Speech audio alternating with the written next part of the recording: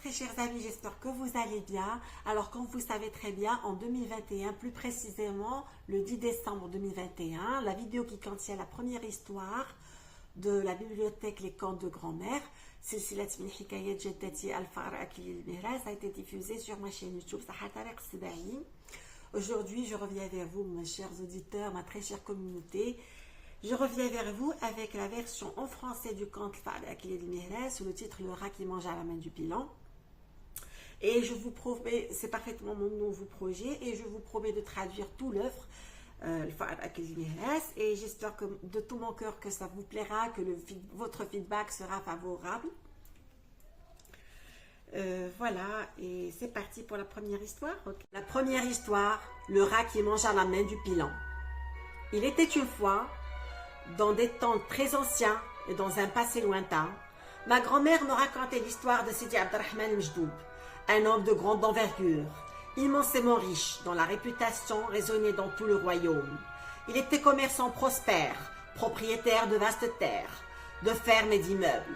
Admiré en toute occasion, il avait l'âme généreuse et organisait des festins et des banquets somptueux, que ce soit pour des occasions particulières ou sans raison précise, formelles ou improvisées, invitant les notables à déguster ses mets exquis et à flâner dans ses jardins fastueux.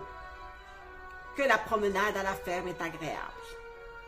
Tous se pressaient pour être à ses côtés, saluant la noblesse de sa personne.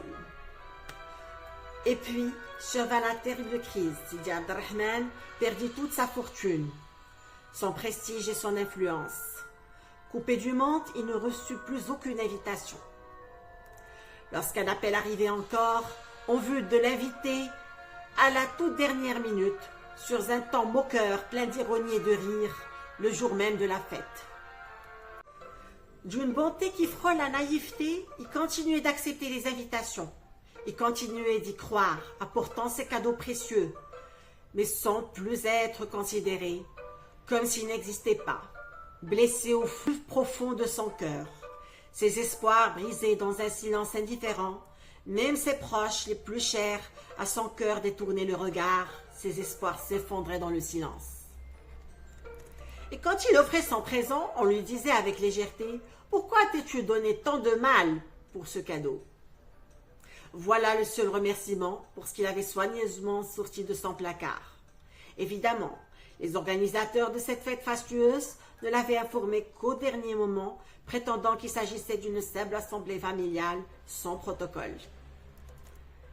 Quelle surprise pour lui en arrivant de voir un événement grandiose, avec un décor signé par un designer renommé et un buffet visiblement important et des préparatifs méticuleux et minutieux, soigneusement planifiés bien à l'avance. Autant dire que ce n'était rien de simple. En réalité, c'est exact l'opposé de ce qu'on lui avait annoncé. Bref, rien à voir avec une soirée modeste. Et le pire, c'est qu'au moment où Sidi Abderrahman Mjdoub tendit son présent à l'hôte, celui-ci fit la sourde oreille. Il resta assis, indifférent, comme un étranger, jusqu'à la fin de la fête. Les rites, les photos, les discours, comme s'il n'était pas là. Ce n'est qu'à la toute fin, une fois les douceurs mangées, les gâteaux engloutis, les décorations rangées et la nuit tombée, que l'hôte assis à même le sol l'appela « Viens, on prend une photo ensemble ?» Mais il n'avait même pas d'appareil. Il demanda aux autres d'en prendre une. Et au lieu de se lever, il demanda à Sidi Abderrahman de se pencher vers lui jusqu'au sol. Il refusa. La photo fut ratée. Il partit, le cœur lourd mais la tête haute. Après tout, à quoi bon regretter un ami aussi faux que les feuilles mortes d'automne? Elles tombent, mais le printemps revient, avec ses fleurs, ses parfums et ses soies légères. Les liens de parenté furent définitivement rompus. Pourtant, Dieu a recommandé de préserver les liens du sang. Dieu, lui, ne néglige rien. Il est juste et ne déçoit jamais celui qui place sa confiance en lui. Un jour, il apprit qu'un ancien allié devait organiser une réception dans l'une de ses anciennes propriétés. Propriété qu'il avait lui-même vendue à ce même ami. Sans invitation, il décida pourtant d'y aller, en bon neveu, en homme de cœur. Il prépara un plat d'œufs cuisiné avec soin, dépensa ses dernières économies et revêtit ses plus beaux habits anciens. Mais lorsqu'il se présenta, nul ne vint ouvrir la porte. Il posa son plat au sol, tenta d'entrer, et des chiens affamés se jetèrent dessus, dévorèrent les œufs, tout disparut. Dévasté, humilié, il entra tout de même dans la demeure luxueuse. Les invités l'accueillirent avec des saluts hypocrites. Il ne répondit pas, blessé au plus profond de lui. Le salut se dresse, mais vos actions le piétinent. On murmura derrière son dos, on railla ses habits usés. Il nous a dit qu'il voulait partager, mais quel plat, les chiens l'ont mangé. Il se justifia avec dignité. Mes chers amis, je suis vraiment désolé. Je voulais renouer, visiter ma parenté. J'ai préparé des œufs, mais les chiens les ont mangés. Veuillez accepter mes excuses. Pardon. On ricana. Des chiens qui mangent des œufs.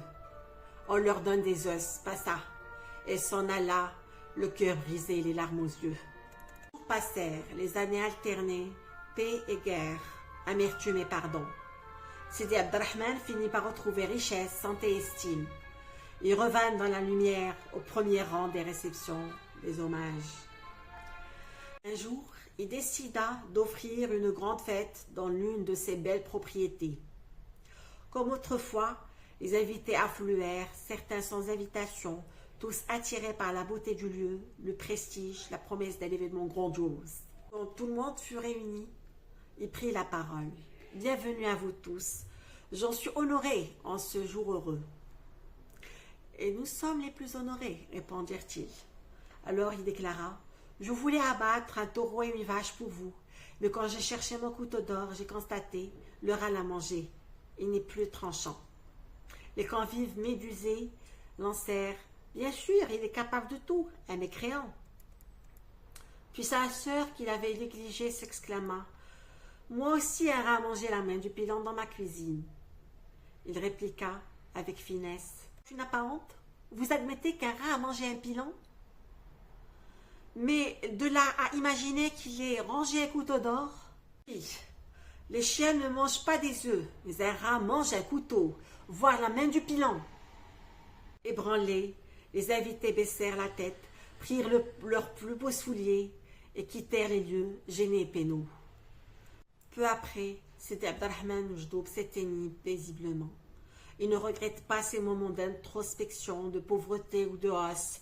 Il savait que Dieu veille sur la brebis, l'oiseau, le petit, et qu'il soutient les orphelins avec miséricorde. Adieu, jour de richesse. La vie n'est que pulsation, réussite et échec. Lorsque nous quittons ce monde, rien ne demeure, si ce n'est la dignité humaine et le soulagement des cœurs blessés. Ne laissez jamais rouiller l'aiguille qui recoule les cicatrices. Semez l'amour, dites-le à ceux qui vous entourent, car un jour peut-être vous en éprouverez le besoin. Enfin, souvenez-vous, ne médisez pas les autres, intéressez-vous à vous-même. Ce sens-là porte sa propre bénédiction. La fin. C'était l'histoire, le rat qui mange à la main du pilon. À la prochaine, Inch'Allah, pour une nouvelle histoire. Je vous dis, portez-vous bien, les amis. Au revoir.